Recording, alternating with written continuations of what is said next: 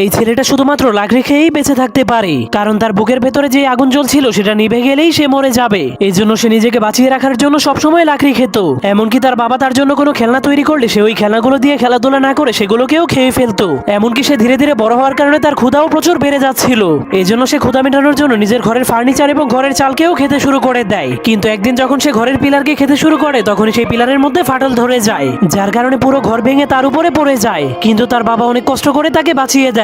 তখন তার বাবার এত কষ্ট দেখে ছেলেটার মনটা অনেক খারাপ হয়ে যায়। এই জন্য সে কসম করে আর কখনোই সে লাকড়ি খাবে না। এরপরের দিন তার বাবা ঘুম থেকে উঠে তার ছেলেটাকে কোথাও খুঁজে পাচ্ছিল না। এজন্য সে তার ছেলের পায়ের ছাপকে ফলো করে করে অনেক উঁচু একটা পাহাড়ের উপরে চলে যায়। তখন সে তার ছেলেকে একা দাঁড়িয়ে থাকতে দেখে জলদি করে তার কাছে চলে যায়। কিন্তু সে দেখতে পায় লাকড়ি না খাওয়ার কারণে তার ছেলের বুকের আগুনটা নিভে গিয়েছে। এজন্য সে আগুন জ্বালানোর জন্য সেখানে ফু দিতে শুরু করে দেয়, কিন্তু তবুও কোনো লাভ হয় না। এজন্য তার বাবা অনেক মন খারাপ করে তাকে মাটিতে শুইয়ে দেয়। এরপর তার হাতে তার তৈরি করে একটা খেলনা দিয়ে